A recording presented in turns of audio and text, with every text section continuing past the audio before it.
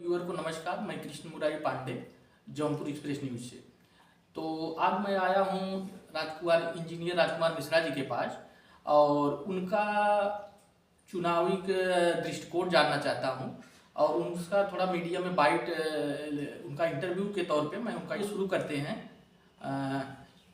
सबसे पहले आपका स्वागत है हमारे जौनपुर एक्सप्रेस न्यूज पे। और आप थोड़ा पहले अपने बारे में बताइए, जनता को बताइए, अपने व्यूअर को अपने बारे में बताइए। मैं इंजीनियर राजकुमार मिश्रा, जी जी। राष्ट्रीय अध्यक्ष विमला दल जी। अपना दल में मैं राजनीतिक रूप से जुड़ा हुआ हूँ जी। 2006 से मैं अपना दल कृष्णा ग्रुप से हूँ और 2009 में मैं अपना दल से ही जौनपुर जिले से एमएलसी का चुनाव लड़ चुका हूँ। जी। वर्तमान में हमारा जो विमला दल है ये सामाजिक संगठन है। इसके सभी कार्यकर्ता अपना दल कृष्णा ग्रुप के लिए समर्पित हैं और उसके लिए सहयोगी हैं।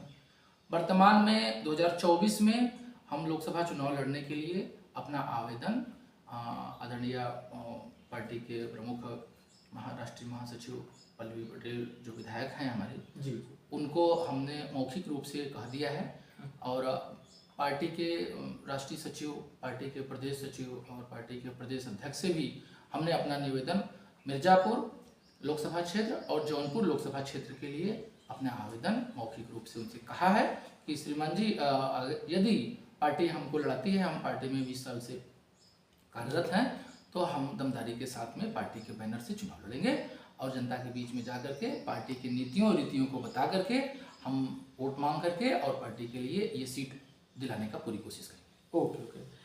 तो अपना दल पल्लवी पटेल, कृष्णा पटेल जी का अपना दल इंडिपेंडेंट है, अलायंस है, और अलायंस है तो किसके साथ है? देखिए हमारी जो आदरणीय राष्ट्रीय अध्यक्ष महोदया जी हैं कृष्णा पटेल जी जो वो तो भाई सच में माता का स्वरूप है उनके अंदर। वो सभी कार्यकर्ताओं को आदर देती हैं। हमको पार्टी में डॉक्टर सोनेलाल पटेल बाबू जी ने ज्वाइन कराया था 2006 में मड़ियाओं की धरती पर जब आए थे, तो आज भी उनका प्यार हमारे हृदय में भरा हुआ है। उन्हीं के रास्ते पर चल करके राष्ट्रीय अध्यक्ष कृष्णा पटेल महोदया जी उनके द्वारा जोड़े गए कार्यकर्ताओं को लेकर के आज भी वो चल रहे हैं। तो वो बीच में अलायंस था, अब फिर टूटा हुआ है। फिर उन्होंने देश हित में, समाज हित में, पार्टी हित में, कार्यकर्ता हित में उन्होंने फिर से आदरणीय ओवैसी जी से उन्होंने अलायंस किया और भी छोटी 4 पार्टियां हैं जिसका तो इंडिया गठबंधन में है, जुड़ी हुई हैं कि नहीं? नहीं, अभी अपना दल नहीं, वर्तमान में तो वो इंडिया गठबंधन में नहीं है। अच्छा। ये अपना और छोटी 4 पार्टियां और ओवैसी जी को मिला करके 5 पार्टियों के साथ में इनका अलायंस है। कल 25 अप्रैल 2024 को सभी जो हमारी कृष्णा पटेल जी ने जिससे अलायंस किया हुआ है वो बनारस में कार्यकर्ताओं का मीटिंग है और वहाँ पर उनकी एक सभा है। उसी में जो है ये टिकट का फाइनल हो जाएगा क्योंकि 29 अप्रैल से जौनपुर जिले के चुनाव शुरू हो जाएगी और जिसका 25 तारीख को वोटिंग है, 25 मई को। तो उसी में ये क्लियर, कल के रैली के बाद में कार्यक्रम के बाद में पार्टी ये निर्णय ले लेगी कि कौन किस सीट से कहाँ चुनाव लड़ेगा। यदि पार्टी हमको टिकट देती है मिर्जापुर से और जौनपुर से तो मैं दमदारी से लड़ूंगा। अगर हमको नहीं देती है, किसी और को देती है, तो हम उसका समर्थन करेंगे और सपोर्ट करेंगे और पार्टी के नीतियों का पालन करेंगे। ठीक है।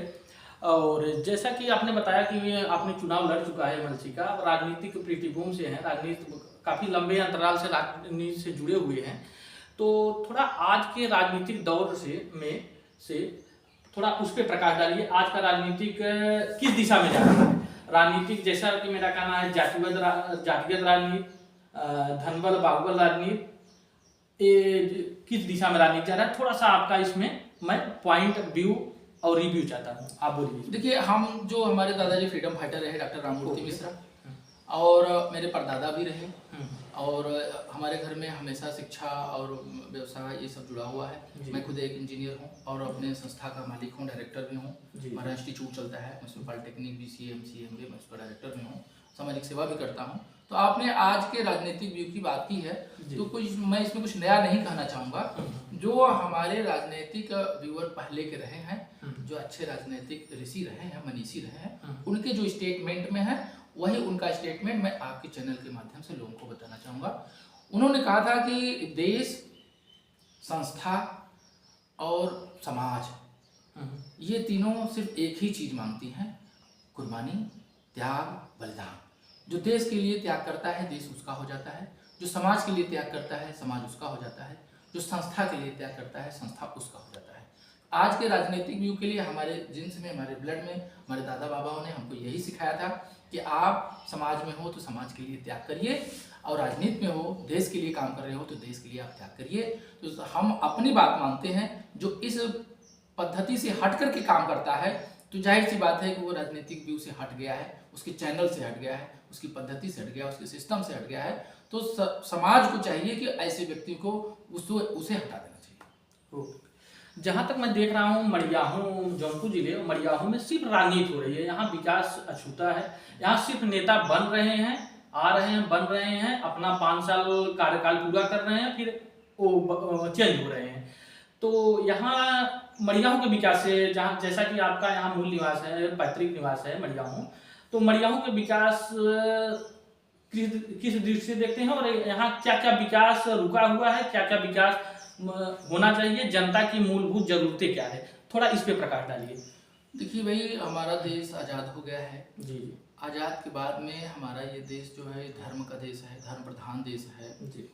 और राजनीति में आप विकास के लिए बात कर रहे हैं तो हमारे इस देश के, भारत देश के लोगों को रोटी, कपड़ा, मकान, शिक्षा और औषधि की जरूरत पड़ती है। किसानों को समय समय पर उनको पानी, बिजली और खाद की जरूरत पड़ती है, और भी सस्ते मूल्यों पर। अगर इस चीज़ों को जो फॉलो करता है वही अच्छा नेता है, वही सरल नेता है। और नेता या नेतृत्व जो है, ये नेता शब्द जो है ये अपने बहुत गूढ़, बहुत टफ माना जाता है। भोजन, निद्रा, नारी का त्याग जो करता है वही इस नेतृत्व में आने का अगर सोच रखता है तब तो वही सफल होता है, क्योंकि मुखिया बनना बहुत कठिन काम है। मुखिया शब्द अपने में आसान नहीं, मैं आपको रोकना चाहता हूँ। मड़ियाहू के विकास कहाँ बाधित है? मड़ियाहू का विकास क्या है? मड़ियाहू में मूलभूत जरूरतें हैं जनता को जो मतलब पूरा होना चाहिए, जनता को जो होना चाहिए। जैसा कि मैं भी यहीं से बिलोंग करता हूँ, तो डेली आता जाता हूँ मड़ियाहू में, तो यहाँ आए दिन जाम की समस्या से जनता जूझ रही है।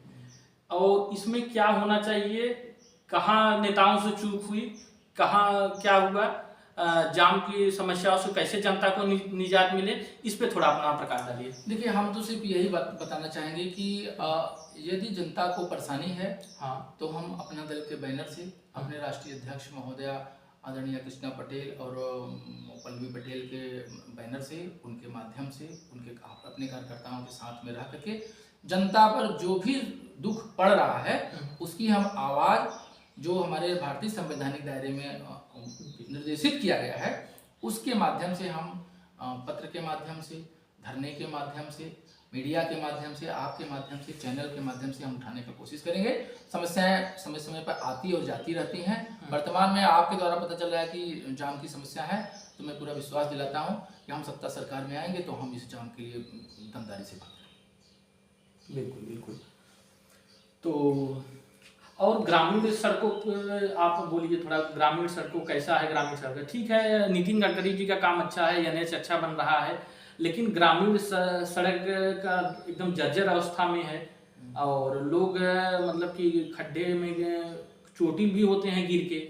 तो ये बनना चाहिए, और कैसे बनेगा इस पे थोड़ा वो करिए। देखिए, आदरणीय नितिन गडकरी जी के ऊपर मैं कोई प्रश्न चिन्ह नहीं उठाऊंगा। हाँ, वो माँ भारती के लाल हैं और बहादुर पुत्र हैं। मैं तो उनको आपके चैनल के माध्यम से उनको मैं प्रणाम भी करता हूँ, और ये कहना चाहूँगा कि सभी नेताओं को जो पद पर हैं उनको आदरणीय नितिन गडकरी जी के वक्तव्यों से उनको परिचित होना चाहिए, और उनके बताए हुए रास्तों पर चल करके देश का विकास करना चाहिए।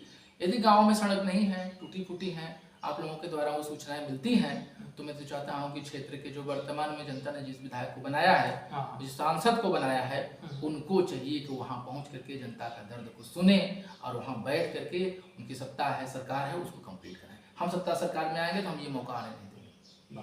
Thank you.